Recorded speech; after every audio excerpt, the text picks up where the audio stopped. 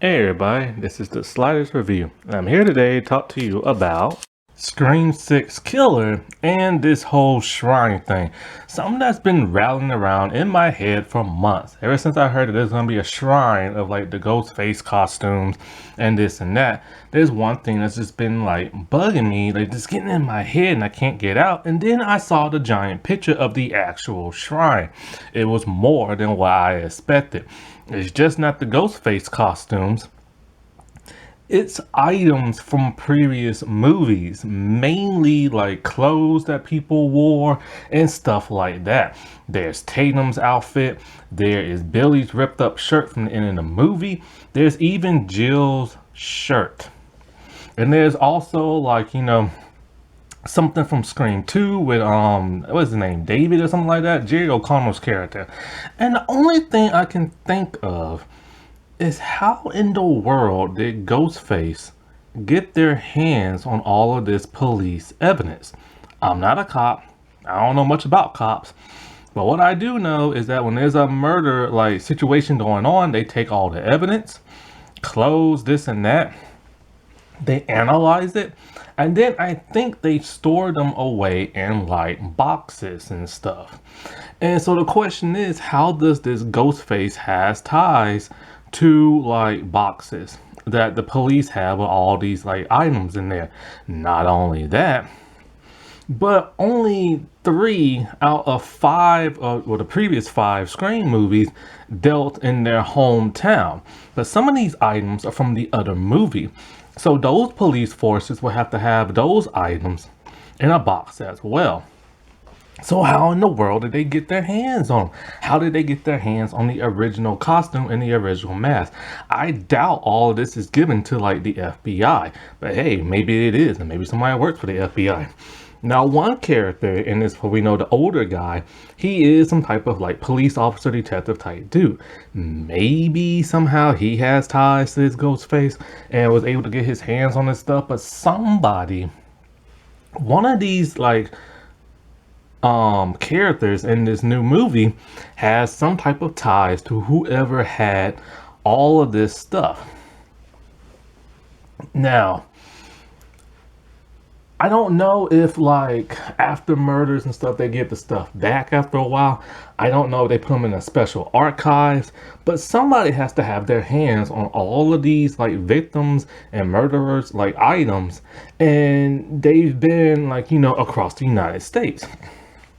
Because there are 6 movies now, but there's 5 that came out, and like I said before, only 3 are in the hometown of like Woodsboro and stuff. And it just makes me wonder, how in the world did they get their hands on all this stuff? It's not a replica of like, somebody just, bought them off eBay and then put them in this shrine. And then also, why did they move the shrine to that of New York when the survivors of the 5th and 4th movie are all from Woodsboro? Did they just feel like, everybody just went to New York for whatever reasons? Or they're like, hey, we're going to move all our stuff to New York and everything. Like, this movie better make sense.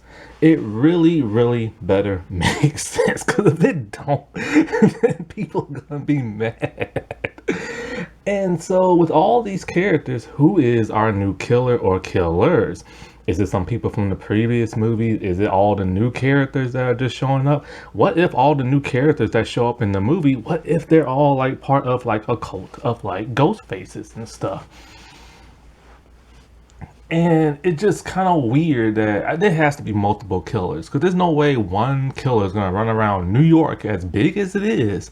You know what I'm saying? With all those people around and stuff, there has to be multiple ones.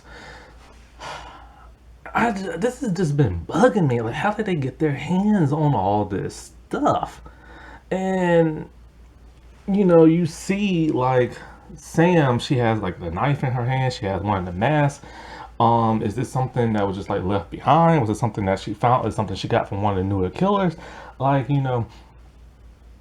why is the killer after these people specifically? And it's kind of like, is it just like, well, I like the, other Ghostface people, and since y'all survived, that disrespects them, and I'm coming after y'all. Could it be that? Who knows? You know what I'm saying? And like, Gail, it's cool she's going to investigate, but really, see, this is why I wanted my original pitch for Scream 6. With everybody just coming together, you know what I'm saying? All the generations and even the TV show. Because it would make more sense for the killer to want to come after Gail because she's an OG person, and as opposed to Sam. I don't care for Sam. I don't like Sam. I don't like the actress acting at all. And not only that, but now there's a photo of Jenna Ortega looking kind of sinister in one of the pictures. Like, I'm telling you, man, that Wednesday stuff is sticking with her. It needs to stop. And it's also a picture of Sam looking. Well, you can't really tell her expressions because of her acting, but still, and everything. Now, it would be great if the twins are the killer. I have to get the names. The female twin. It would be perfect if she's the killer. She's obsessed with horror movies.